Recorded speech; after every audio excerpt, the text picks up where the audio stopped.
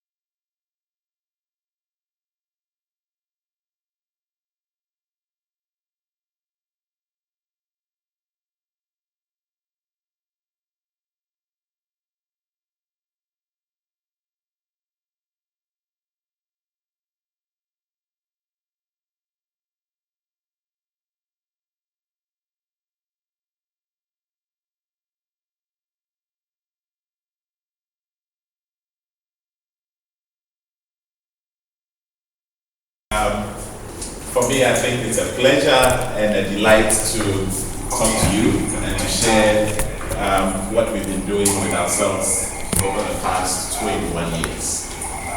I can still see myself as a young man, even though sometimes a few things that I used to do, I can't do them any longer.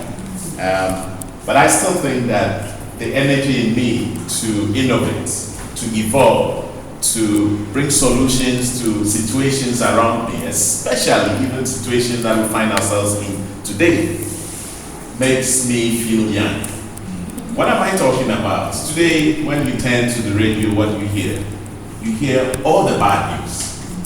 If you don't hear about what is happening to the city, you hear about what is happening to the Liberians, Africans in general, and what is happening to your investments. You will hear about politics, someone slapping somebody raping his own daughter, and these are all bad news around us. But I believe that I will stand tall amongst the lost in all situations. I don't know whether maybe it's because of my faith, but I believe that we can turn even the tides round. When other people are sad, we can call ourselves as a blessed people. We can find even the bright light in the most unsuitable situation. You won't believe it that people are even making money now more than they used to make before. Why? Because they decided that they would not situate themselves in that box that people want them to believe. What's that box? That box makes you believe that the cedi is depreciating. That box makes you believe that you are a black man. That box makes you feel that you are a second standard. That box makes you believe that nothing good can come out of you. That box makes you feel frightened. Even when you walk into a room, the best place for you is to sit at the back. You have a point to raise your hand and talk to someone, express yourself, and you think that maybe my opinion is not good enough. Maybe somebody has a better opinion than I have, but I prefer to situate myself outside that box. I want to still remain that child, that youthful person in me. Because the beauty about children is that they don't have a box. They don't live in a box. Everything is possible. If I tell my young son that we're going to London this evening, he believes it. I remember when we were taking our vacation, our summer vacation this year, I hadn't mentioned it to any of them, and I told them that, look, we're taking our holidays last summer, and this time we're going to Takoradi. He believed it that we're going to Takoradi, and we packed our stuff. But clever as he is, he said, normally when we're going to Takoradi, we leave in the morning. I said, don't worry, this time we're leaving in the evening. So as we drive out, we're going this way. We normally go this way. And there's a 6-year-old child. But he still believes that Dad has told him that he's going. Then he gets to the airport and he said, Dad. And that brought the excitement of the vacation. The vacation even went into other thrills. But that's just the introduction. I was born many years ago to teachers. My dad was a teacher, and my mom was also a teacher. And what good would come out of a teacher? They gave me the best training. And if you are in school training your children and other people's children, you can't afford to give your children the least. So they gave me the best. Unfortunately, I wasn't the best in class. I remember my first examination in secondary school. I was a 28 in class. My father was the headmaster of that secondary school. My mom was the mathematics teacher in that school. Very disappointing. She was ashamed, but I didn't really see anything wrong with it because I go to school and I just come back home. But I remember very well, Form 3, something happened. She went to the staff room and told colleagues that she was going to repeat me. I wasn't going to class 4. For those, Form 4, for those who are used to secondary school, these days it's SS, so I'm sure you know very well. Secondary school. Form 3 to Form 4, that's when you get to choose the subjects. And then they separate the sheep from the goats, the men from the boys. So the men are the science students, and the boys are the arts students. That's the perception. So knowing myself that I belong to the back, obviously I was going to do arts. And she told one of her colleagues that this is what she was going to do. And that science teacher told her that leave your son to me. And that was a turnaround. You wouldn't believe it. They promoted me to Form 4. I was first in class. What did he do? He just became my friend. He mentored me. That vacation, he's going to teach the science students, and I'm in there with the science students. I came out tops of my class. Science, the whole school, I was the best. There was something in me, and that talks about how we ignore ourselves and we don't mentor our youth. And that's why that's the first motivation to accepting to talk to you, because I believe that this generation lacks mentorship. And you can mentor someone to move that person from beneath to the top. Every one of us has potential. What has to be done is just finding that trigger that will ignite that thing in us. We all don't have to be doctors. We don't all have to be lawyers. I'm sure I would have been a bad lawyer. I would have been a bad doctor. But I found my niche. I struggle to learn. I struggle to read. I struggle to memorize. But once I discovered what I can perform well in, that was it.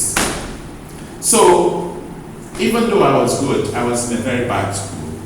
And so, they write the GCE O level, and you could try and be at the top of it, but you would still not find government bursary. So, I didn't get government bursary to go to Sixth Form. And that was disappointing. But my father said, no, he's not going to allow me to sit at home and take second grade courses. No. So he brought me all the way to Accra High School, which at that time was a medium level secondary school. And all my colleagues were under government bursary. When you get aggregates 21, 22 below, then you get government bursary. That means the government pays for everything. Here my aggregate was 32.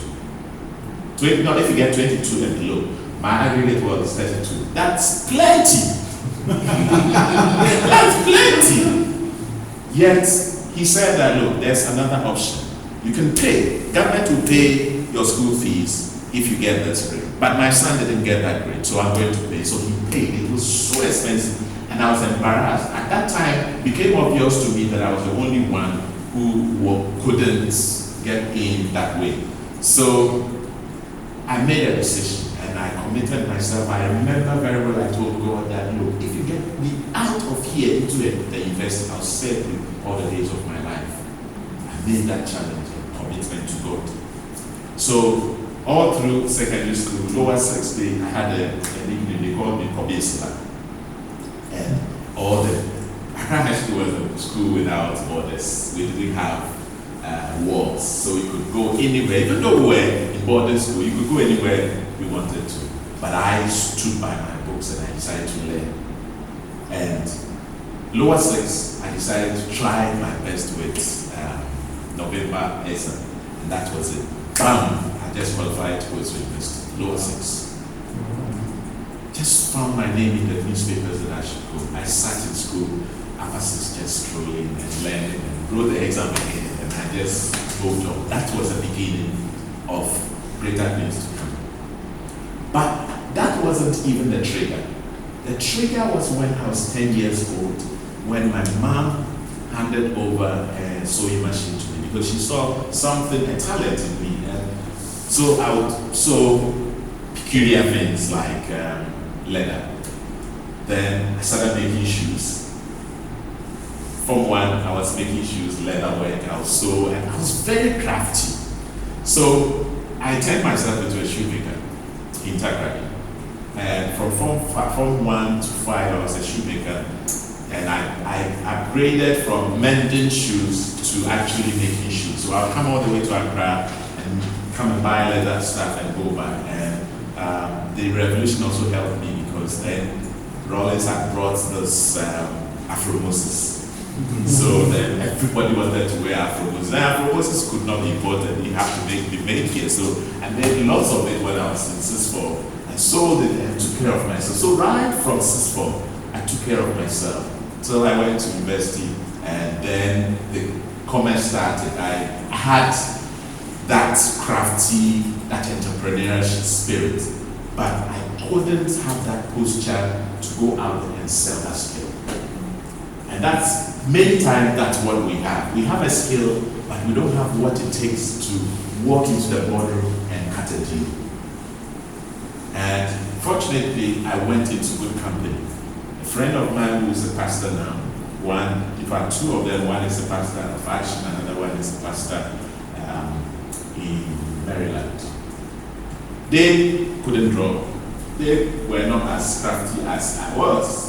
So they decided that let's come together and form a company. So we put our names together, AS Asma, PHI Philip, and FI Fifi. We formed Asfifi. That's the name. And it became a hit. Everyone on campus wanted our greeting cards.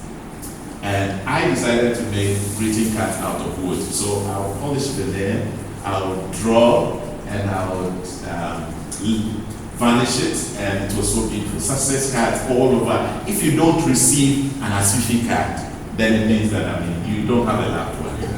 You do. Then it means that you don't have a loved one. And we made lots of money. We would travel to Continental Hotel, which is now go to Volta Hall, go to all the halls, and have the whole days. They would just invite us and we would just have fun. But this guy was the one who actually would teach you how to talk, would teach you how to sell yourself. Because if you have a skill and you put it under the bushel, that's what the Bible says. No, you can't make it. And I believe that many of us have it. We have that skill. There's that doctor there who is a good doctor, but he can't position himself to be that entrepreneur. There's that engineer who knows how to really do what he can do, but unfortunately, he can't have that posture to sell and go beyond what he's doing. So I came out that way, and University too, I excelled. I was the best in my class, and they obviously, during those times, they would tell you that you have to be a TA, and it was exciting to know that. Then I get to stay on campus and do what I would normally do. That is, make cards and sell. That was my thinking, that my crowd was in the university. But that was just a tip of the iceberg. That was just launching out my career. But God has a sense of humor. He has a way of pushing you, tipping you off your comfort zone. And that's exactly what he did. Because I tried to stay on campus, but I could never get National Service to post me there. I stayed on campus for 3 months becoming a TA, attempting to be a TA. Unfortunately, it never happened. So I traveled all the way to Accra. Then Peter Portway was the National Service Secretariat boss, and if those of you who know, at that time, you couldn't just approach Peter. I go to Peter, and Peter said, you're not going anywhere. Apparently, his very good friend was Roger Metuman. And Roger wanted someone to start a national literacy program with. A very good artist, and the school had actually nominated me that I should be on it. So there was no way I was leaving. I had to come to Accra. I didn't know anyone in Accra. But with tears in my eyes, I had to go back to Kumasi and bring my stuff. And a friend of mine gave me a place to stay. I started off from the study. In the evening, we'll just go and pick up stuff, come and sleep. Then in the morning, we'll pick up stuff back. And I was still working. I stayed there for 5 years. And I worked like I was working for myself. They were not paying us because it was a new program. 3 years down the line, funding came from ODA, that is now DFID, and lots of vehicles. At the age of 24, I had a brand new Defender, Land Rover Defender to myself. Then there was so much money in Ghana, they would give us so much money in a briefcase to go around the country and organize workshops, and I got swollen head. But that was not to last. Just about 5 years down the line, internally, there was friction, because then I was made a director of material development, and then there was a director of operations, and then other directors. They were all over 50, and there I was. They were okay, but the fact that a small boy was sharing the same status with them wasn't making them comfortable, so they had to take me over. And they asked me to go and leave. Once I was on leave, then I started receiving phone calls. Those days, the days of the revolution, someone would just call you and tell you that they've sent to come and pick you up. And then you get scared. I go into hiding for 2 weeks. I ask myself that, who was that? Why are you running? I don't even know the identity of the person. Why are you running? Oh, I pick up my bag, and then I leave my car in Cape Coast. I come back, and a friend's father was in the car, so I told him about it. He did some inquiries and said, no, this thing is coming from your office. So the next day, against my own will, I wrote a resignation letter, sent it to my boss, and my boss told me that no, I'm not going anywhere. Why? Because you traveled on our tickets, we trained you, we did this, so you are bonded. I said, where's the bond? And then other issues started coming up, that this guy went on training. He went to the same school I went to. As soon as he came, he's now working with UN. And this one kid went to Legon to do his master's. He didn't come back. So why me? Then he realized that, no, he had to let me go.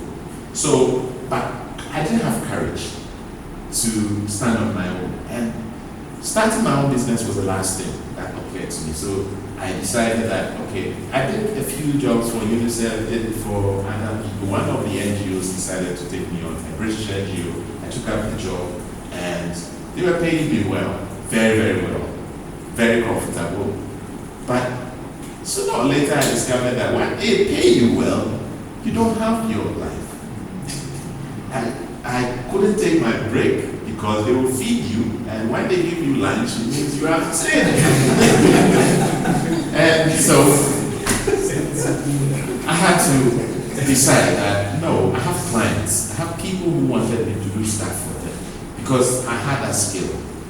So 6 months down the line, I quit. And it coincided with my marriage. I found a lady I wanted to get married to, and this lady was in the US. I told her that, come over, let's get married. And she came, we got married. She didn't know that I quit my job. She didn't know. I'm talking about 21 years ago. Then she comes, we get married, we will go on a honeymoon, and we come back. Aren't you going to work? I said, I don't have a job. I was well paid in the US, and you asked me to come back. And then, now what? No, I'm going back. I said, you're not going anywhere. So what do? We're going to start a business. Where? Here. So I showed her the dining table, and that's where the business started. I started from the dining table, right there, with nothing. I didn't have training in administration or management. She didn't have. She was a secretary. And I started. She agreed.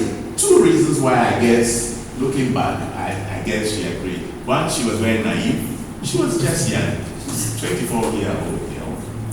And 3, maybe she didn't have a choice. She didn't have a choice, so she had to just join me. And we started the business. She being the secretary, I go bring the jobs. We bought a computer. She would sit, type the stuff, and then I would design. We'll go to town, give it to staff, people, and then would then go to Newtown, give the jobs to other people to make the plates. They would print, another person would print. I'd pick it up, go somewhere else, they would trim, I'll come fold. So little jobs. We started with invitation cards, wedding invitation cards, Christmas cards, complimentary cards, and so forth. But we had that commitment for quality.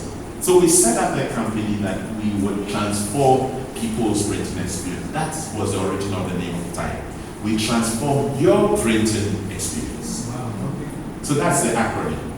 That everything we do, every activity we engage in, we have to make sure that the client is king. And that didn't fall in line with our business model, because then we would take the job, we would take it to someone who will print and mess it up. Or it's so expensive because I have to add my margin to it. Or I give it to you when you don't need it, because you needed it on Tuesday, I gave it to you on Friday. So we did that for about 5 years, and then we said, look, this business we're doing, people come home and they stay, sometimes they stay overnight because they sleep in my couch. If I have to eat my lunch, they will eat the lunch with me because they were, and when it comes to payment, they think they are paying someone, they're doing me a favor because we relating like friends at home. Because you know the home setting is like dealing with friends, but the office setting is different. They see that you're paying salaries. They never saw that I should pay myself salary because I had to start with my network, my own network of friends. And because they were friends, why? Why should they pay? We are all buddies from campus. We all used to chow together. Then today, you think that you can do it and charge me. So we said, look, you know what, let's quit. Even though we have a home and we have a room to turn into an office, let's go rent a place. So that's one major decision that we took. That let's go run an office in town. And when we're going to office, let's dress like we're going working for Barclays Bank.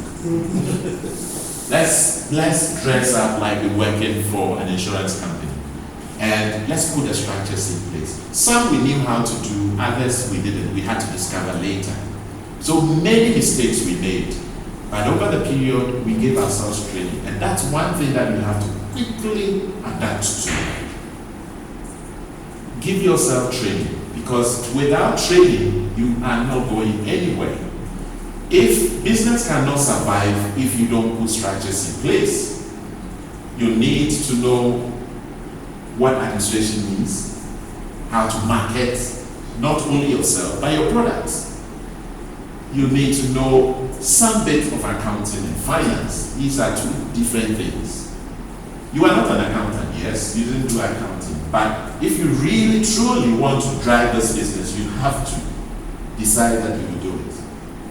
You have to understand a bit of IT, and today it's so critical that each one of us take up some lessons in IT, because that is a game changer.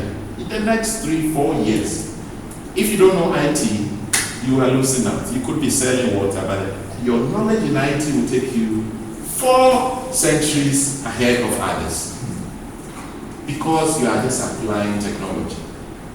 And in the course of talking, I will tell you what we are doing with IT.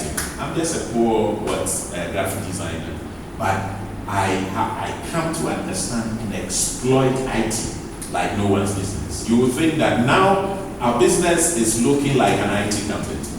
Though we are not an IT company, we are just graphic designers and printers.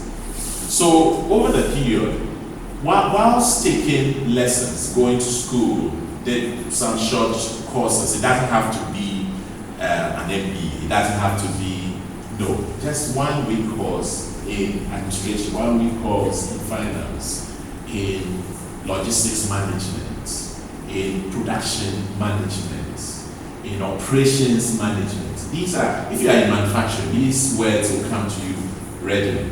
And these are the things that, tools that you need to drive your business. So once we did that, we discovered that we were always using cash to support short-term funds to purchase long-term investments, which was wrong. So someone will approach you and tell you that you need to buy a camera, you need to buy a car, you need to buy a machine. Can you give me money to buy this or that? These are short-term cash, and the money would have to be paid sooner than later, but you need long-term cash to do that.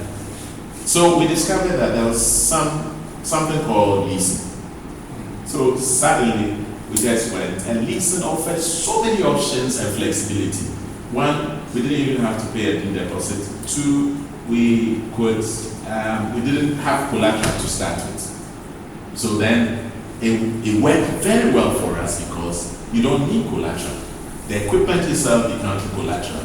So immediately we decided that let's buy the equipment. So we bought the equipment, put it in place, and then started running. In just a matter of 6 months, word started going around that we were different. Because then we had the equipment there and then. We could print what we wanted to print and deliver it when we wanted to deliver. 6 months down the line, we went for a second one. So then it's attracted more than individuals, and even our competitors realized that if they use our services, they are better off. The clients also discovered. So in many cases, even until now, some of the clients will tell other designers that, well, we want to deal with you, but when it gets to print, go to town. So you will be the face of it. So we print for almost every press house in Ghana. And they know what they will bring us. That when it's very special and you want it to look like it was made out of this head, then go to this company and have it done. But if you don't really care about it and you want to cut corners, then okay, take it to this place. And then it's cheaper for you. Because we don't compromise. Our raw materials are from a good source, and we don't care how much it costs. We give you the best. So that was what really set us apart. Then suddenly, doing this, one fine day we received a call from Barclays man saying that, look, come, let's have a chat. We were rolling out the product. They tell us that, okay, this is a product we want to do. Do you care giving us a sample? And if someone tells you that, give me a sample, the first thing that comes to you is what? Print out. So we did a print. So go to the press and print out one copy. We have to make a plate. We have to design, make a film, make a plate, print it out, and just give you one. So we did that. We came back and they started making changes. But we printed already. Yes, go and make the changes and print it. We did it about 3 times. And when we were done, they said, okay, now we need 100 copies. Oh. Because I thought we were going to print like 100,000 or 50,000, but that was it. But, well, that didn't put us off. That was a key to the next level. So that opened us up. They called us in, gave us the next one and the next one, and in no time, we were doing everything for Barclays Bank. Then we became the standard. When they I don't know if you remember, a time came that Barclays was changing their brand. They kept changing their brands. So when they put in place a new advertising company, they would ask us to go and train the new advertising company how to handle their brand. So then Standard noticed us, other banks noticed us, and then they went on and on and on. But as you do that, other people also take notice, because it's not rocket science. We also working with human beings. So they try to do the same thing. These guys, they are using this machine. So why don't we buy the same machine then this is the way they do it. So let's do it. Try as they did. Some got it right, others didn't. Because there was some kind of atmosphere, some kind of configuration in the house that when you put all of us together, we resonate. It's not just the doing of one person. And that's what I continuously tell my guys, that it's not about one person making type what it is, but a team. The team put together makes us what we are. So we said, well, if we've been able to do this and people are coming, then it means that we are pace setters. We actually dictate the pace. So let's think about the next level. So we always look at our company in phases. We don't, when we have a new product, we don't think that it's forever. It's just for a season. So another 5 years, the landlord told us that, well, I think that when you were coming, we saw you didn't have what you have now. Now we think that you are really progressing. I also want to be a printing press. So that was a blessing. So that brought us to find a place to buy.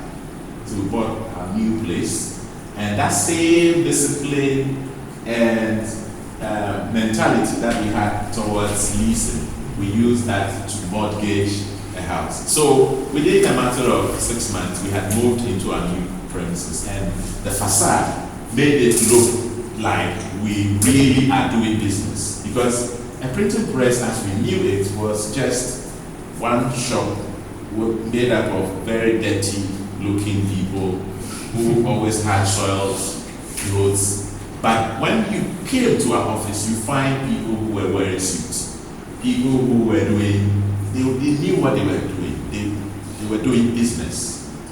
So then that also took us to another level.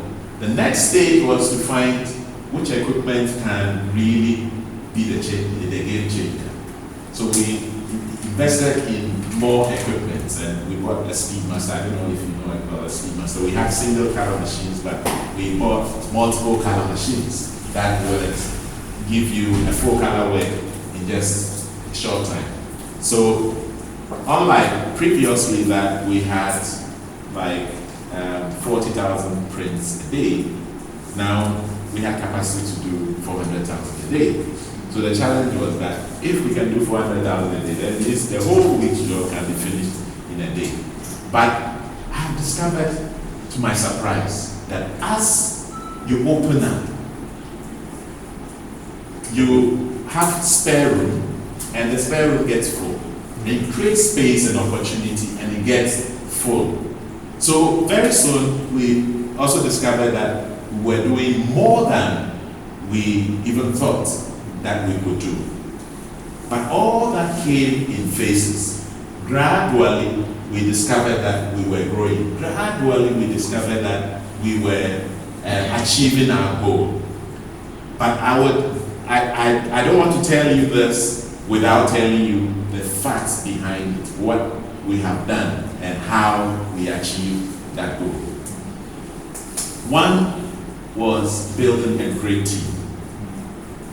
A great team made up of people who would understand what we are doing, not just the skill, because I believe that everybody is trainable, but people who are loyal, people who would understand the principle and the discipline, so that people make us what we are.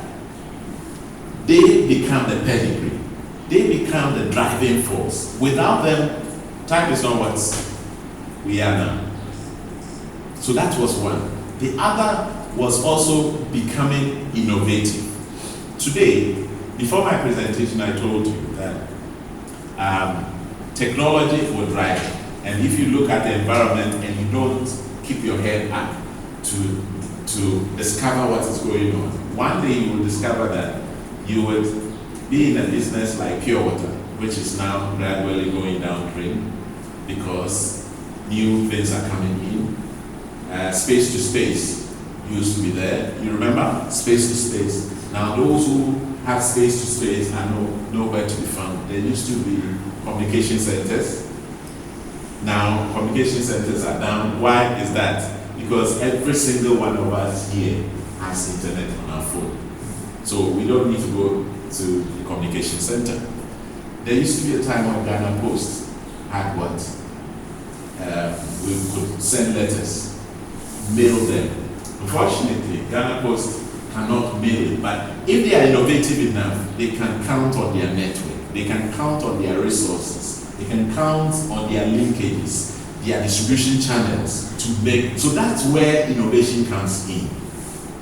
I was with a client yesterday, and a client was rejoicing that cholera was in Ghana. Do you know why? Do you know why? It's an opportunity for those who are manufacturing ORs. And they called us because they couldn't meet their demand, that we should help them meet their demand. They used to produce 1 million sachets in a month, but now they demanded 5 million. Just this morning I was with someone who was selling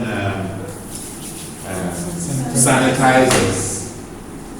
And you have to deposit money for them to deliver it in a week. And I told her that pray that Ebola doesn't go away in 2 weeks.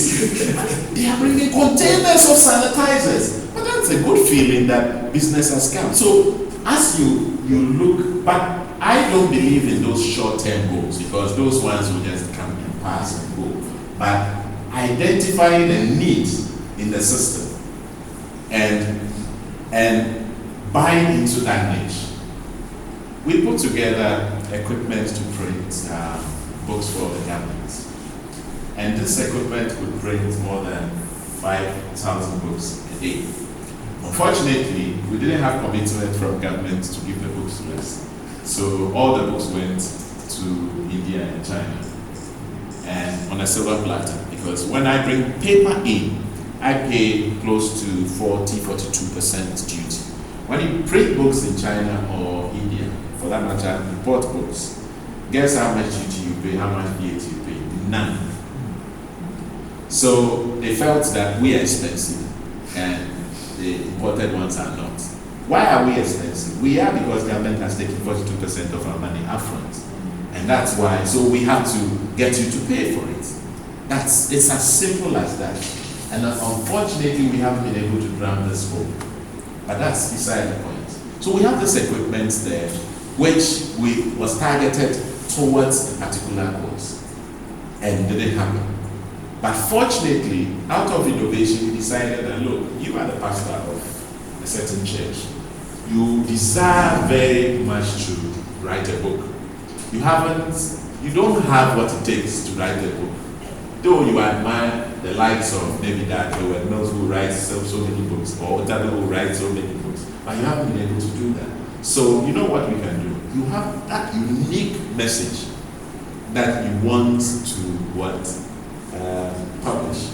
We just give us a table to transcribe, edit it, and publish it. And that went like wildfire. So that gave us some amount of space to operate and get the machine occupied. But that also doesn't make me to become complacent, because we are in the next 10 years going to hit a generation which will not read physical books. The generation of e-books is here. And it's coming faster than we think. I used to print, like, Databank would ask for close to 60,000 annual reports for EPAC, MFAN, and the rest a year. Now, do you know how many they print? Less than 1,000. It's not that they don't have clients, but all of it is sent via data. We used to have a lot of Christmas cards sent. These days, they don't. They send them by mail. So Christmas cards, they'll print 100 just for a few people. Wedding cards, we used to print a lot. These days, just a few because WhatsApp, Viber, you just send it and that's it. You're having crusades, you print posters. These days, once you put the poster on your WhatsApp and you send it and you just link it. Once you put a publication on social media, it goes viral. That's how come we're getting false information around. People, I can even put a message on my WhatsApp now and say that it's from the American Embassy. And you see it, then you start circulating it. It's false information. But people are using the good thing for the bad thing. But that's just to draw home a point that IT is taking over our business. So if you can't beat them, what do? You join them. What? So we said, look, let's think IT. Gone are the days when we used to tell people that we are a premium print house. Now we are not. We are content designers. So you bring your content and we design and publish for you. So we've created an EPUB platform. An EPUB platform that gives you access to our books. So you print a book with us and we also give you the e-platform as well for people to buy books from our platform. What it does to you is that you don't sell books only in Accra. You don't sell books only in Ghana, but you have the world at large. You don't hold stock. You don't spend so much printing the books, and you can still sell the physical books, but you have the e-copies, and the payment is done upfront. That's the good thing about it. So since I discovered that we put up a data center, bought all the encryption softwares, bought all the firewalls, put fiber in place, set up the platform, going back to think about the payment system, put the security features in place, make sure that all that is done, and then boom, that's it. So not only are we thinking within our scope, we step outside the box and decided that, look, let's run and take advantage of the wealth, because the wealth is our reach. Everything you want, we can put on it. We have photographers. This young man has a hobby. You have a hobby. You take pictures. And we only thinking about photo stock from abroad. Why can't Ghanaians go to Bushiabi, take pictures and sell them on our platform? And it gives you good money. Instead of taking them and keeping them on your hard drive, put them there. Good thing, you take one good picture, you have 40 people buy them, and the original picture is still there. You hold the copyright. So that's the way business is. You evolve. You just need an anchor business, and around that anchor business, what do? You try to think of ways that you can make some inroads. So we have a base of about 1,000, 1,500 clients. That's at our reach. So when we come up with any innovation, that's our audience. This is what we have. You are a bank. You know what? If you want to circulate information, your posters, your promo, and everything, we can do it nicely for you. That's how we circulate it. And we have good products we're selling to the insurance companies, good products we're selling to the... If I told you about some of the products, you'll be surprised. Some products, as we sit here, you are buying off us. But because we have migrated to become a security press, I cannot disclose a lot of the products that you are using today that is manufactured by us. All based on our IT platform. Yesterday, there was one major company came to our office to do an IT audit. And they were amazed at what a print house has put in place. Raised platforms, we have servers, the UPS run by solar, so it doesn't go off, access controls, the CCTVs all in place. All that has been done out of innovation, not thinking that everything I do should be paper and ink. We are moving out. So every idea happens to be a business concept that will be a profit center. Another baby of us, 2 years ago, we said, look, we've done this for 20 years. Maybe it's time for us to celebrate with our customers. One way to do that was to come up with a free magazine, free children's magazine. We called it Crayon. I don't know if some of you have seen Crayon. Good. That's our corporate social responsibility. We didn't intend making money out of it. So we got ourselves an editorial team. We have an editor in-house. And then we go to schools, talk to the schools. You know what? We want to do this. We want your children to write books and write stories. When they write the stories, we will publish free of charge. So we are in 5 regions now, and a few schools who believe our vision. They introduce us to the debate club, the writing society, the English reading clubs, and then we get a coordinator in the school who will make sure that they do the right thing, they know how to introduce a story, the body, the conclusion, and so forth. So then at the end of every 3 months, because it's a quarterly, at the end of the 3 months, they put all that together, then we choose the ones that will make it for the next edition. So we did that. We've done 6 editions now.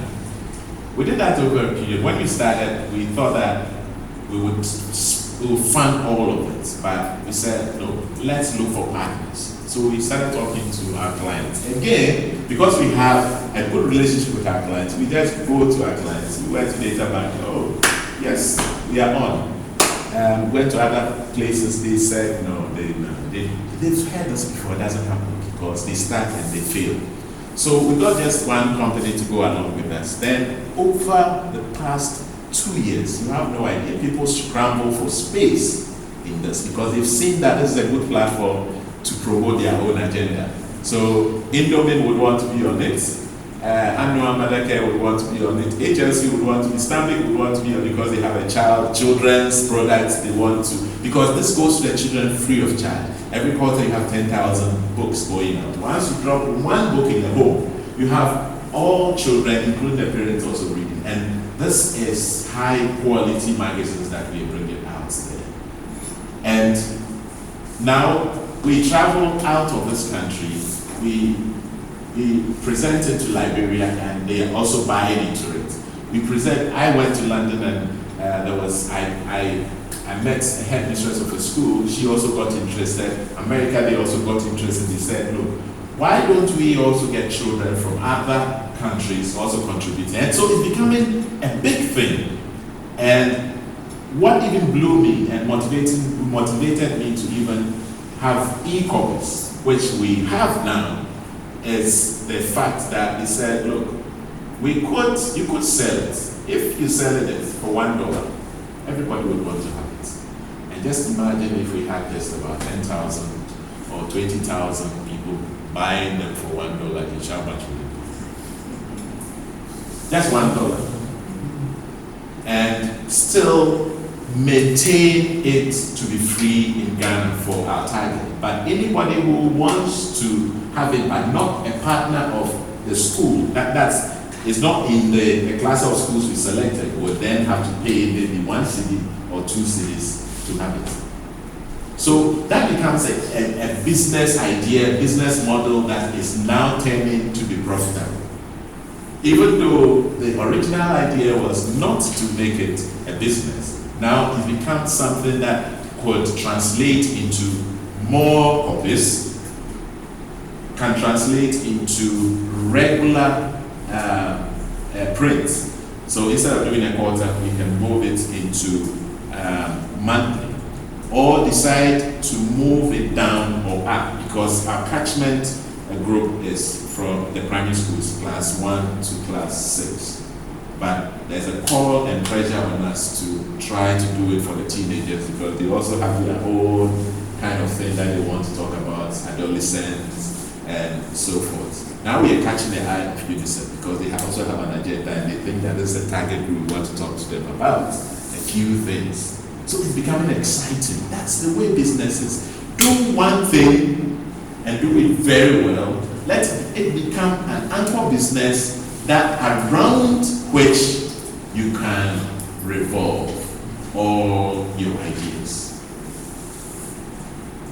My advice before I sit down is to encourage you that as you come up with your idea, it should be one that would be your hobby, one that you'll be passionate about, one that even if they don't pay you for, you still love to do it. If the driving force is, or your motivation is to pay your bills, it should be short-lived. When the passion dies down, when the tempo is no more there, when the market is not playing to your tune, you will become weary.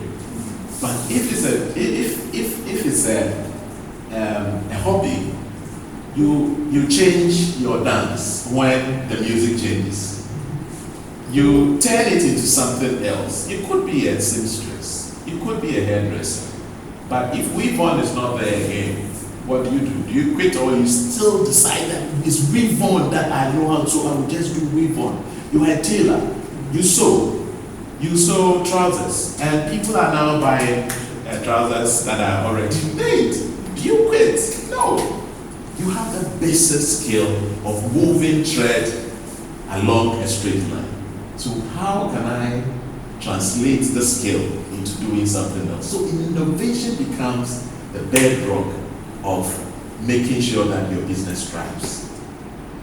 If you start off copying somebody else's promising business, I tell you, it will have a short lifespan. It won't go anywhere. It won't get you anywhere because you don't know what really drives that person. It's not money. If your motivation is money, you will get anywhere. That's the reason why you could just have an idea. This morning I was listening to Joy and I was so thrilled with an idea someone had about texting, and it's gone viral. Everybody is just using it. So I would advise that make sure that it's your original idea. Even if it's not yours, you should buy into that idea and make it yours. You should be passionate about it and drive it. The next thing I would also say is that it should be a legitimate business that you want to do. It should be a business that you want to address it with all seriousness. So if you see the tax man, you don't run away. You start a business and you don't want to legitimize it. So you are doing it at home and you always under the radar. You cannot access any help. There's so much help around, free money around for anybody who wants to do anything. But because you don't have a registered business, you can't even have a bank account. Because you think that your account to yourself, you think it's not necessary for me to record it. But you have to be accountable to yourself as well as other people. If you don't put yourself under accountability, you cannot really build a business to the size you want it. And that brings it to the period of mentorship. That whole idea of board of directors is, you know about board of directors. You set up a company, you need board of directors. It's just mentorship. That has been turned into maybe some kind of administrative whatever. So you have people you can respect, people you can listen to, people who can speak into your life. You don't just go out there and choose anybody. But people who are not in there for your money because they are interested in your business and want to share your money with you. No. So probably somebody who has some skill of see what is good and what is not good. Could be someone with some legal background, somebody who has some flair for the idea. If you're an IT person, you would want possibly to have it. It's not to write a letter to them and tell them that, look, I want you to know, but you have a bouncing board that you can share ideas with. And I have mine, even up till now. Mine is a real estate developer. He's building houses. And I bounce ideas off him. And he also bounces ideas off me. We are in totally different fields, but you can tell that there's mutual respect for each other. You can tell that when I'm going wrong, there's somebody who will tell me that you are going wrong. Because you can't know if you are doing it right or you are doing it wrong. And because of that, because of this particular friend, he taught me that once I start a business, make sure that your name is on the payroll. Make sure, because you happen to be the first person who has a potential of killing the business. Sometimes you think that the market is not there, people don't pay. No, you kill the business. It's a paradox, you see, because you want to build a business, yet I'm telling you that you are the one who has the weapon to kill the business. How do you do that? You start a business, yes, you started it with a loan here, started with a friend here, started with this here, and some money that you load here. But if you record everything, even if at the startup you can't pay yourself, you should still be recorded. And know that once you have the money to pay, it will be paid. Even if it's never paid, it should be recorded. You buy fuel, it's recorded. You tip someone, it's recorded. That's the only way you will know whether you're making profit or you're not making profit. Now, many times, suddenly we land one big deal, $20,000. What's the first thing you think about? The Johnny.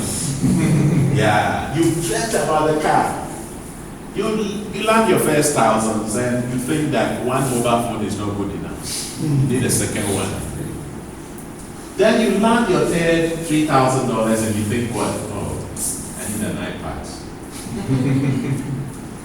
So you are gradually killing the business, and someone's funeral, you take money from the company and donate to it. You pay your child's school fees here, you pay your rent here. I'm not saying don't do that, but if you were in a partnership and the money is not yours alone, would you do that? And if you did it and the partner is sitting there and he also did it, would you allow that? No. So there should be some transparency, as if you are in partnership with God. And in actual fact, that's what you are, because that talent is not yours. You have to give account of that talent and what you did with it. And many businesses are making lots of profit, but we starve it, we don't allow it to grow. So the time comes when we need money to work and we don't have the money to keep it growing because we've taken it out already. So allow and delay gratification to the point where you would have the patience to reap only the benefit out of it. There's my father-in-law said that for money you don't eat the children, but you don't eat the parents. And I mean, he's a fantasy, so he said that Sika was in the bar, I don't know whether you understand. You eat the children, but so if you've invested money, you wait for the profit. But startup, you haven't started making profit. The seed is still there. So if you're a farmer and you eat your seed, next harvest, what do you do? But we don't have patience, as if we're going to kill the business next month. So we have to take everything today. And if you do that, you even dream beyond your own size. You think that because we have this amount of money in our account, it means that we can fund the next project.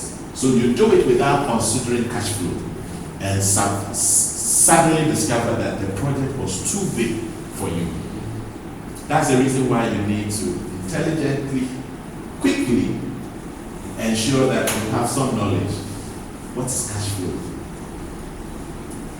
Your books, you need to keep it. There are some basic tricks that you have to learn. Send all my money into the bank, even if you have to buy fuel. You don't take money from the cash that has come in to do what? To buy the fuel. Take all the money that came in today, send it to the bank, and take petty cash, bring it here, and this petty cash is what? These are little basic things that are done to put controls in place. If you don't put those controls in place, you are doomed because you can't do it all. Then when all is said and done, and you have been very successful, as technical people and originators of the business, we still hold on to the roots and we don't depart. So this person is a technical person, he's a doctor, he's a lawyer, he's an engineer, he's an artist, he's a printer, and he's still doing the little gritties because you haven't grown other people along with you to handle the things that. So instead of thinking strategically, you're still thinking operational and still doing firefighting. Are you with me? Still doing firefighting. You have to have foresight to build a team so that the business can run without you. Today, I can take, by the grace of God, I can take trips outside. 2 months, I can be out there. I'm using IT to still communicate though. When I'm outside from here, I can even log into my company and see, we have about 60 cameras, I can see each one of them. I can log into my server and I can send emails. I can respond to all emails, I can approve and do whatever I have to, but there are levels of authority. So when I'm not there, other people can take up and do what they have to do.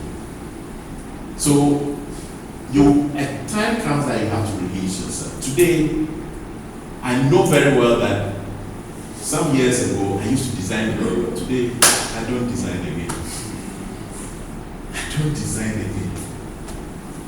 Not that I don't know how to do it, or I should not, because it will be better for me to attend that very important meeting at Merchant Bank, you and me, and strike that deal, than to sit and do A wahin, B wahin, T wahin, and so forth. No. That I can pay somebody to do. There are other people who are looking for jobs. And even when I pay that person, I should know that that person can walk out at any time. I'm doing my best to make sure the person stays. But that person can walk out at any time. I can even check out at any time. So succession planning is not about me alone. It's about a business continuity. And that's the assurance and commitment you have towards your clients. That your clients can know that you are there all the time. They can know that when they depend and put their hope in you, you can be there to assure them that they can get that kind of level of satisfaction all the time.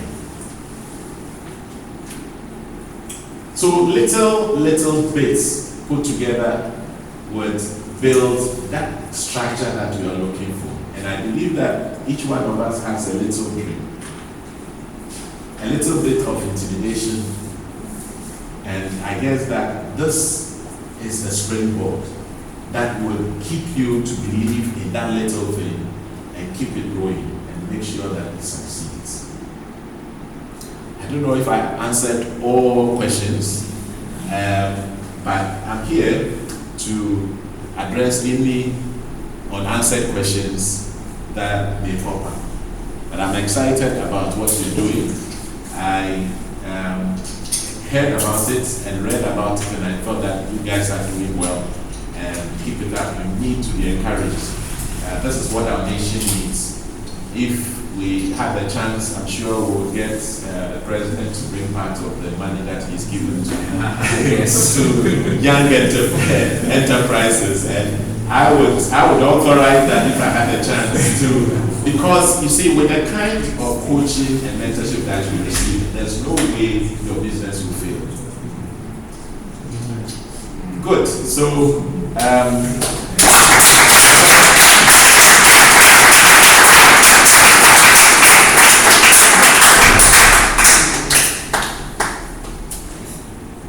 questions? I hear there's a session for questions. You said you started with your wife. Yes. So how did you manage with working with family and then wanting to put in the right structures? I know it's a very difficult ground for a lot of people. How did you manage? Mine was easy, and I think that that's also the secret to the success, because I had to sell the vision to her. It was difficult for her to really see where we were going, but I had to be determined that this is the one who can keep my head sane. So today, she is the HR and finance director of the company. She's still there. We have different temperaments, and she is the one who is very meticulous. I'm the risk taker, and I would just take the risk, but she's the one who always say that no, slow down, slow down. Now, if you say that we go, now tell me how we are going to do it. So then she slows me. So it's a good match. And as time went on, and I risked one project and succeeded, and risked the second project and succeeded, she suddenly discovered that it's worth believing in my dream. So now I would even run after the dream. She's the one who would say that this thing that you said yesterday, I think we can turn it into a business idea. Let's run with it. I remember when I said we should buy our first office, she told me that we can't because we didn't have the money.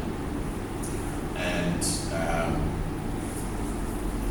she resisted it. Then the lawyer said, the lawyer was sitting in between the two of us, and they said that we should deposit $1,000. That's not refundable. It was big money at that time. We bought the house for $50,000, and we were supposed to raise the rest of the money in 30 days. We didn't have it, and I said we'll do it. So within 30 days, I had to write to Ghana HFC and raise the money. It was next to impossible. A day before then, we had to do everything possible for HFC to write the check to pay for the house. And it happened. The second factory, which is 4 times bigger than the first one, she was the one who initiated it and said that we can do it. I said, are you sure? We can. He said, no, we can do it. So she did. So when we had to go for the third one, it was easier for us to agree to do it. Another thing that I also forgot to mention is that you as a person should be able to mimic the mindset or the way the business works. Once I discovered that the business is a print business, and we discovered that it could also be a real estate company, in the sense that we bought the first office and got HFC to use our cash flow to pay over 3 years, and then moved on to buy a second one and paid for it. We said, oh, it's just like employing another person. After all, we employ 100 people. So it's just like employing another person to pay for the house. So almost every 5 years, we buy another one. So in no time, you have facilities. One is a warehouse, one is a factory, the other one is administration, and it kind of makes your balance sheet nicer. Now, as a company does it, we also decided to do it for ourselves as persons. So they pay you salary, and you tell your accountant that, you know what, even though you are paying me 2,000 cedis a month, this 500 cedis, I want you to take it before you pay my salary and put it, pay the mortgage company. So as the company is buying, I'm also buying mine. And gradually you build your own personal. As you become financially independent, the company doesn't have to suffer because you are financially independent. We decouple yourself. That is why a limited liability company is supposed to be like that. So the company doesn't have to suffer because you need money. Your children are going into high school, so you need big money, so the company has to suffer. No, you are prepared for that. Any other? Yes, I have a question. It's quite similar to the one she just asked you. About my wife? Yes. I know you started your business on your dining table. Yes. And then eventually moved it out of that place into Yes. an office. Yeah. Now, having been operating from an office Yes. and working so closely, Yes. from what I just heard you say right now, when you're done at work, do you leave the work in the office? Or does it come home sometimes? How do you manage it? How do you manage the dynamics of I living? won't lie to you. I can't leave all of it at home. You are at home and you remember that you have a bill to pay. Did you? But those are questions. So the board meeting will continue, but that's not what will keep your focus, because you have children at home who you have to also interact with. So much of the time, 95% of the time, you don't talk about the company. But the 5% of the time, you will ask that, oh, this guy was involved in an accident. Did you see the warning letter from the procurement guy? Oh, yeah, I saw it. So I will address it. That's it. But not for me to say that, no, I don't agree with you. No, I say pay. No, my salary is too small. No, we don't do that. We don't do that. So did you at any point talk about it that we will make a decision on this? We're not going to say so much about the office. Did you do that? No, we didn't. You didn't. So it was just a normal way. You just managed it. I think 21 years is such a long time that I don't even remember if maybe we've done that in the past and we have matured. Maybe that we've quarreled about it over the period and we now have matured to the point where we realize that it doesn't help. So if you can't come to an agreement, let's agree to disagree and leave it there. And then we also have a very nice way of solving a problem when we think that we can't agree on this. We throw that situation into management. So I have a point. I have my own understanding about the situation. She has her own understanding about the situation. But we are not management. There are other people who also come. So it will be an agenda during management meeting and we'll discuss it. And water will take its own level. Sometimes I lose and sometimes she will lose. Then people will it's as if I've talked to them, but I didn't. I keep quiet. We've agreed that we will talk and listen to what they all say. So they would all strongly back her or strongly back me that this is what they think. If I think that I have an objection, I try and make my points. But it's not for me to say that, no, I'm the managing director, so I'm saying that this is what has to prevail. Thank you. Good. I want to ask about the team. Yes. Because you had said that your team makes who you are as a company. Yeah. So I just want to know, how do you handle, like you had said, if one person is going, you don't hold on. So if someone is going, how do you handle the succession? Like you leave the person goes and the next person comes Yes. in. How do you handle that whole? You see, I always tell myself that, especially in this particular business, I don't know if you know, but graphic designers are very difficult to handle. They are like okra. Printers are very difficult to handle. They see the next machine and they think that they can bait, and you're paying 1,002, they want just 1,003, and they will quit. You understand? But if you put structures in place and let them know that salary is not everything, I'll pay you 1,002, but in addition to that, there's Provident Fund, you know how much it is. There's meals, I give you phones, I give you schooling, I give you free medical, and I continually remind you, wherever you go, they will top all this up with you.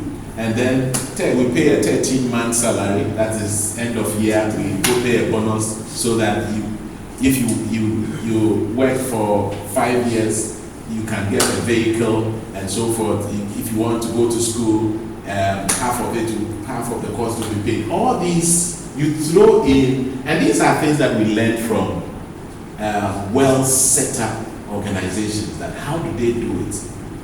You don't look at it as though they have money, that's why they are doing it.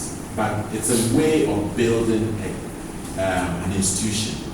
We also have an internal training scheme where every Wednesday we come together just like you're sitting and we talk about ourselves. We can talk about investment, we can talk about real estate, we can talk about your pension, we can talk about your health, we can talk about schooling and so forth, and we provoke each other onto good work. So people joined and didn't have a degree. Today they are doing their masters. All still, and you can't be an accountant and not chartered. Otherwise, we will laugh at you. You will have to, because we show you that this is where you should be. In a few years, you will hit 50. When you hit 50, your experience should tell that you have done this. You can't do all the things that the young ones are doing. So when a graphic designer walks into our office, we do all this and give them all the training. Sometimes some of them go abroad to go and study accounting. We travel with a few of them. And we don't have just a few. We have about 10 at the moment. But the training, internal training we give them, they themselves see what they are getting. To the extent that when they compare themselves with other places, not a single graphic designer would move out of my place and go away for somebody. When they move, they're going to set up their own business because they become mature. And how do we do it? It's the atmosphere. We are all friends. It's not about a boss-subject relationship. You get into your personal life, you get married, we chat with you, the whole family is our friend, and so forth. Everything that concerns you concerns the whole team. So the kind of training, the combination of everything that we put together make us a family, one family. Unless you yourself, you don't want to be part of it, and it can be clear that this person doesn't want to be part of it, we leave you alone. So over the period, we have printers who will be working with us for 16 years. We have graphic designers, most of them have worked with us for more than 10 years. And that is exceptional. You don't get it anywhere. Because they move. Once they design one annual report and you pay them 3,000 cedis, and they believe that they did 20 of them in a month, and they know that every annual report you charge 30,000 cedis, then they multiply and realize, wow, is that all you are giving me? Forgetting that the driver doesn't bring income, accountant doesn't bring income, the managing director, so you have to work, the printer has to work so that we can all, but if you think of you yourself, then you're making a mistake. The other thing I also do is to paint the vision. I keep showing the vision to them, that this is where we want to be. This is the institution that we want to build. This is where we are getting to. When we get here, the company will become 4 different companies. When it becomes 4 different companies, we need managers. I would hate to recruit from outside, and every single person would find its level, his or her level. Now, if you don't have a skill set that will fit into that level, start looking for that skill set. Then they will start planning and going to school. Some are in Dominions University, some are in Central, some are in JIPA. They will do all that so that when we get there, so you in your mind know that in the next 5 years, when you are 5 years, when you are 10 years, you'll be a manager. You can tell where you are going. You can tell that 5 years you'll be driving a Toyota Corolla. In 10 years you will drive an SUV. It's not about the end. I hope I've answered your question. Yes. I want to find out about your relationship with employees who might have left the company, and then a possible comeback attempt by any of such people. What your relationship has been with? I wonder if you have inside information.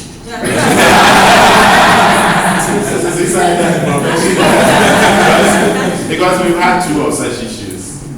Yeah, we've had 2 of one. A graphic designer worked for 2 years, said that she wanted to learn website design, because we were not doing website design, and quit and went somewhere. And when she got there, she realized that the company is not the kind of company she wants to be. So 1 year later, she came back and said, I want to come back. I said, welcome. A driver went, said, no, he wanted to make money, he wanted to buy a taxi, and he went out for 2 years, realized taxi business is not easy. So he called and said that, look, I want to come back. And we welcome them. For even those who go and start their business, they become our outsourced partners. So if you start a business, we think that you are that good, I've trained you, and you have a skill that I need to use, I can easily outsource it to you. And I'll be confident about it that you will do it the way I've trained you to do it. Rather than the job coming and me telling them that I can do it. So that's the relationship I can think of about 2 of them who have quit and have started their own business. And that's the relationship we have. Even when they go, they still print with us because they can't trust anybody else to print their jobs. All the others who have left have gone to school. Anything else otherwise? Okay, so in terms of planning, because you are saying that you at a certain point you fund the school, at least half of it. In terms of that planning, does the company have an investment of its own?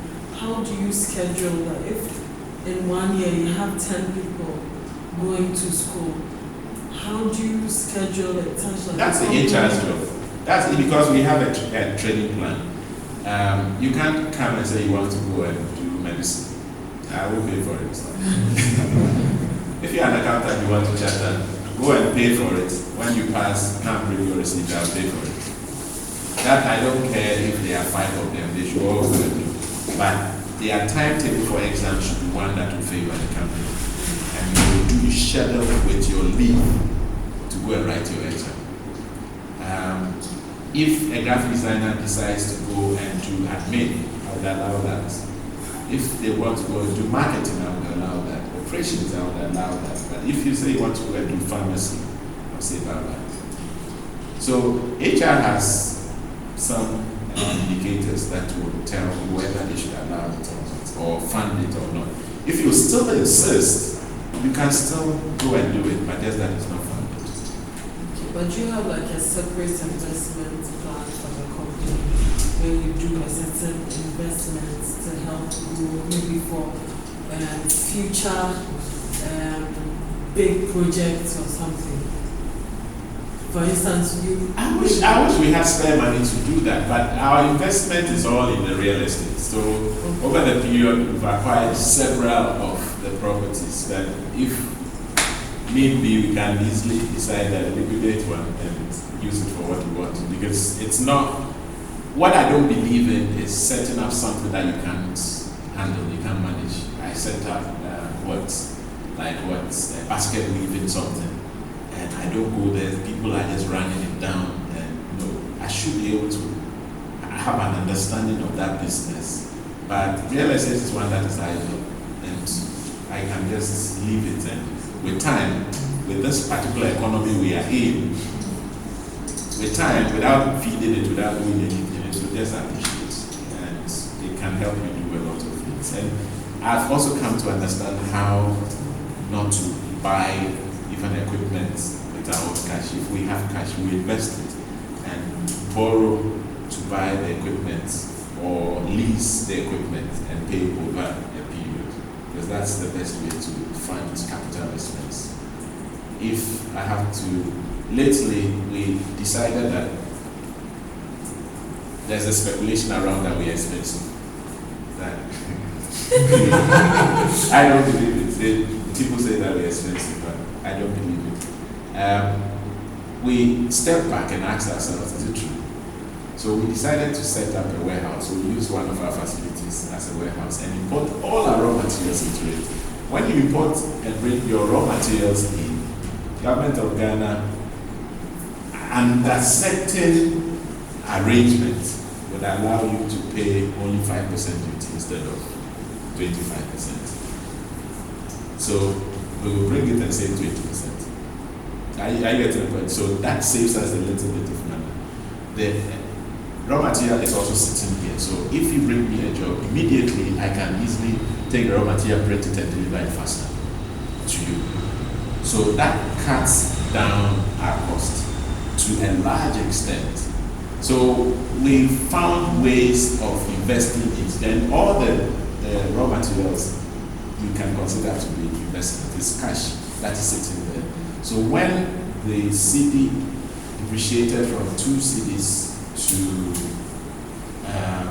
3 point whatever, because we had a stock of raw materials, it was just appreciating automatically. So our raw material base from 1 million CDs just shot up to 2 million CDs. I don't know whether you understand what I'm saying. And I'm not going to tell my clients that because I bought it for 1 million. No. So immediately you are making return. It's just understanding the numbers. If you understand how it works, pay your suppliers as late as possible, collect your debts as quickly as possible, finish the job as quickly as possible, and collect your money as quickly as possible. Just understanding the numbers. And that's why I'm telling you that you should learn, invest in yourself, read. I'm just an artist, and I'm not an academician. I told you my grades already.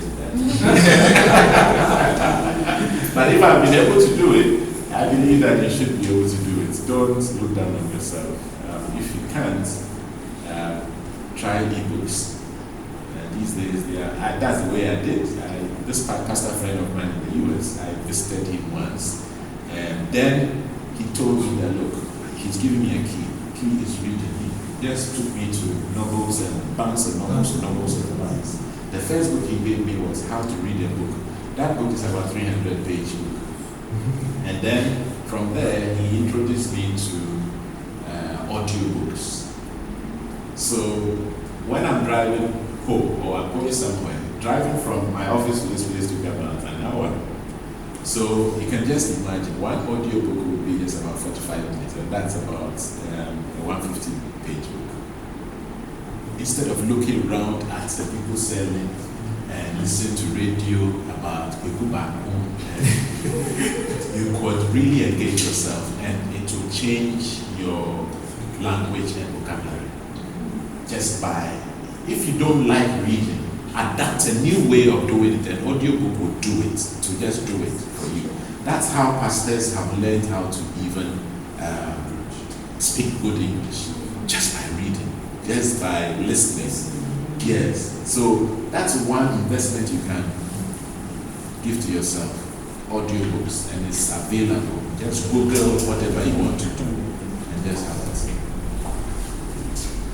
Yes. When you were making your presentation, you talked about certain mistakes you made. Yes. I want to know what mistake that you made that you believe setting up, you want to advise someone who is setting up not to make. The first mistake I made was mixing my personal expenses with company money. Pay your electricity bills with company money, pay your rent, your student school fees, and you do it for a while. But you have the benefit to hear it from me. So trust me, if you don't do it, you will save yourself 5 years. Yes, you will save yourself a lot of time, a lot of stress. If you record your transactions, you would be able to save yourself another 5 years. Many taxi owners are losing money around, but they don't know because they don't keep records. They don't know that if you knock out maintenance and all that and depreciate the cost of your vehicle, and you are left with nothing. You have just bought a vehicle for the driver, and the driver is just making money. But many times, many businesses don't record it. So they don't know. If you record it, you can make much more, and you will suddenly discover that you're making maybe 100% profit. And what are you going to do with the 100%? This one you can or you cannot. Oh, okay. I have heard you. So we see how much you really like entrepreneurs and people, especially the young people starting up. And one of the things that we've heard, and you talked about that there's a speculation that time is quite expensive, and some of these companies would like the best in terms of, great quality and all that, what sort of concessions do you give to companies that are starting up and just to be able to encourage them to continue their business? Concessions. If you give us a coupon number, then when we are coming No, don't worry. I'll give you the pass. I'll give you the password. To give you the password when you call. Good. We'll give you a concession. It's not a problem at all. But you see, if I have to say something about the view that we are expensive, I don't really think that we are expensive. What I believe is that people don't really cost their products money. So they don't know that they are losing. We also make sure that we put a good combination of raw materials together not raw materials, good combination of factors together. We have expatriates working with us. We employ about 25 graduates, 5 of whom have their masters. And that's a printing company. If we want that quality of service where the bank can find that we can even do the most secure document in the bank for them, the telcos can see that we can do the most secure of their products for them, it costs money to put that security in place. So if I shortchange myself, that dream will not last. I have to bring the best together to give you your job when you want it. So I keep telling the people that what use will it be to you if I am printing Club 100 magazine? And usually they will bring the staff about 2 days to the actual program. And it's a full color job, 150 pages. And the president is launching it. What use would it be if at the time you don't get it? I have to deliver. And I have to have everything in-house, from pre-press all the way to finish, to deliver what you're looking for. And it costs a lot to do that. I can decide not to have all the overheads, carrying about 500, KVA genset to support this. Some people don't have this, so when the lights go off, they just shut and go home and sleep. But we cannot afford to do that. On a daily basis, when the power goes off, we need 1 drum of diesel to actually run. Electricity bill is well over 30,000 cedis a month. That's ECD alone. So who pays for that? It's the people who really care about their products who pay for it. So, but gradually, companies are getting to understand that it costs a little more. And when they even say we are expensive, we are just about 5 to 4% more than the others. Sorry, I have a question too. Earlier on, you spoke about your raw materials, investing in raw materials, and seeing the value of it appreciate. Now, for people here who might be thinking, okay, how do I balance my stock? Because essentially that's what you're talking about. How do I balance that with my cash flow? How do I make sure I don't put too much cash flow money into stock? Do you have any percentage guidance, or would that be subject to the sector that you're working in? Is it different for your printing business compared to other manufacturing businesses? I think so. My sector is saturated with suppliers who are all Asians. All the suppliers except Fon, who's a Ghanaian. All of them are Asians, and it's a cartel. They control the market. They bring Asian paper into the country, and if one day, I'm sure I'm going to do an experiment. I'm going to reveal some findings that I have done. That paper from the Scandinavian countries, when you print ink on paper from the Scandinavian countries, as against the one that's coming from the Asian countries, you can see a difference. when I put Asian paper in my machine, I can run for 6 hours without stopping the machine. When I put other papers in, pulp and fiber gives you ink high keys or paper high keys. Those are the white dots you see on your print. It soaks too much ink. The machine stops almost every 15 minutes. And once the machine stops, you start it, ink would concentrate.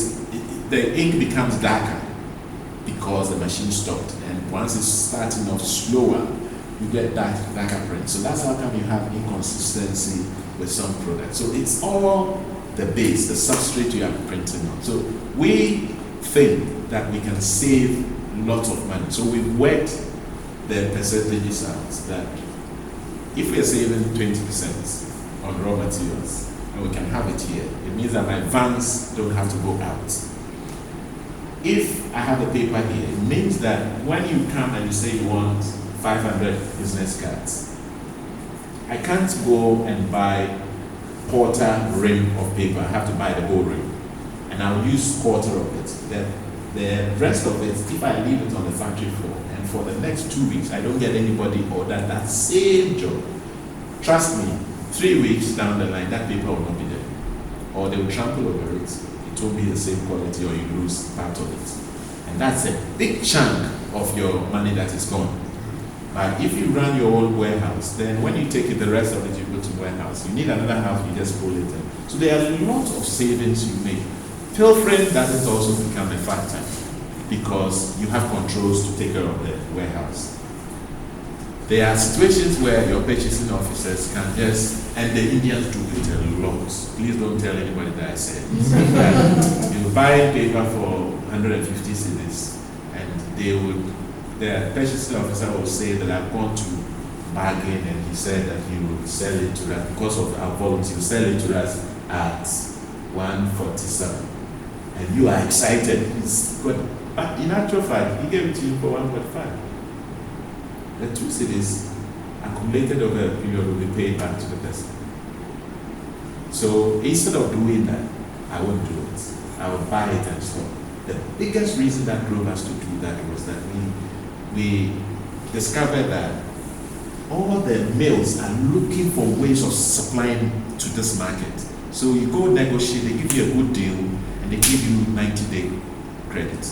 So you have 90-day letter of credit, and so when you bring it, you stock it, and you create an escrow account that you pay the money into. As you use it, you pay it into.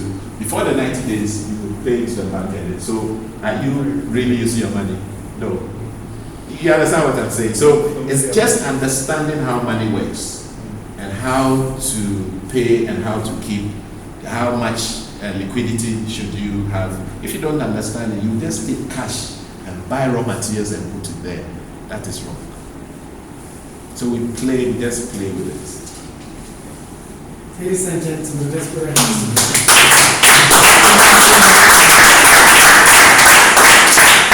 Thank you so much for such a down-to-earth, no-holds-barred discussion. We really enjoyed this talk. I mean, just the way you talked about from your family, your business, how you built, the kind of institution you have built so far,